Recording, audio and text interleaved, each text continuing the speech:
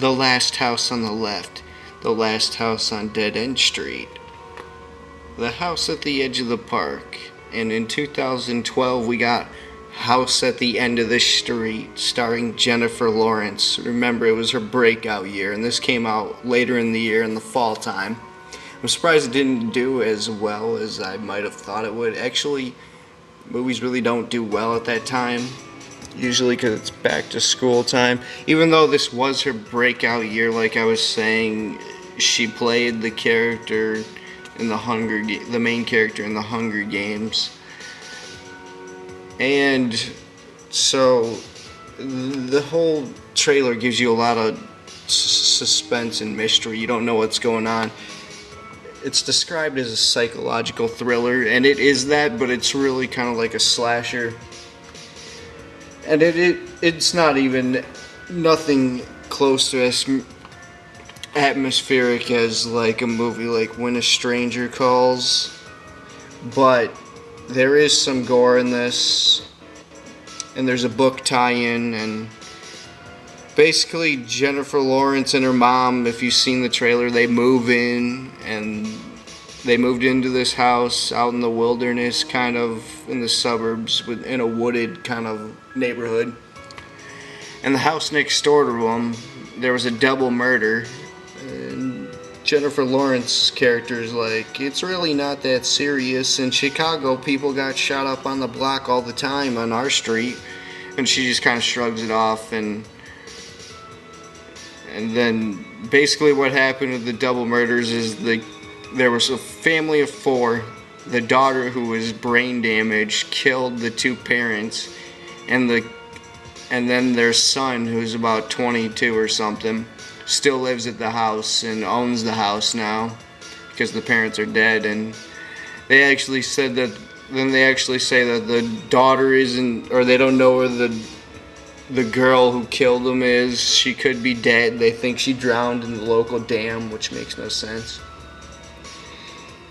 And after all that's played out, and then we learn early on that the daughter, or that the girl, is alive. And there isn't really much mystery or suspense after that. Most of the movie is just like, Jennifer Lawrence just acting like a total dude, and she's with her voice and her attitude and her guitar, and then she's like going for the bat. And then Max Terriot, who plays the kid next door, he basically puts on the same performance as he does in Bates Motel as Norman Bates' brother. He basically puts on that same acting performance for this, and he puts on the bad boy persona, and of course she's attracted to it, and they start making out before you know it.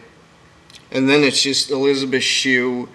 I mean, what a tandem, though. Elizabeth Shue and her daughter is Jennifer Lawrence in 2012. I mean, great casting. You'd think the movie would be better, but it's really not. And then it just ends up being a kind of run-of-the-mill psychological thriller, and you could guess what happens next. You get the whole beat of the whole thing as it goes on, and really not that interesting. And she's just trying to keep her daughter from making out with him, and because she was a former like groupie, and that's how she's a single mother, is because she had a kid with some rock star, and that's her daughter. And anyway, let's get on to towards the ending. I mean, and then she won't put out, and she's just like a total guy and a total bitch the whole movie. And then he's basically got his sister locked up in the basement like Leatherface. And so the audience kind of finds out the whole big secret, and you know that he's kind of dark. And then it just goes to the total ending. If you want me to spoil the extra twist, I'm sure you've seen it by now if you're watching this review this deep. So it gets to the ending, and we figure out that he just keeps girls there in his torture porn chamber to act as his sister. Actually, his sister died when they were young, and he already had his own mental schizophrenia problems, it seems. And what happens is, to do an analysis, is after his sister died, his parents made him, basically turned him into Carrie Ann.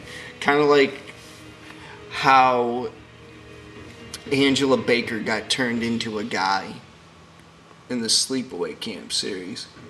That's what they kind of do with him, and so he's kind of psychologically twisted and mentally disturbed, and he ends up killing his parents as her, and he ends up locked up in the asylum because Elizabeth Shue takes him down. I mean, I guess it's okay when you finally get the reveal at the end, but it just, I mean, do I sound that excited? No. I mean, it was just solid. I mean, hard to portray as good. I mean, none of the soundtrack was amazing or anything. I give it a C+ overall. So, I'm cool. I bet she's happy that she made this. I bet you a lot of people are happy that she made this movie, Jennifer Lawrence, even though it's not that great. You could still go back and watch a younger Jennifer Lawrence in this role where she wears like a white tank top the whole movie. So that's all there is to say. This was JBM from Mr. Creepshow 9 Villain Radio. Click on the channel. Thanks for watching. I'm out.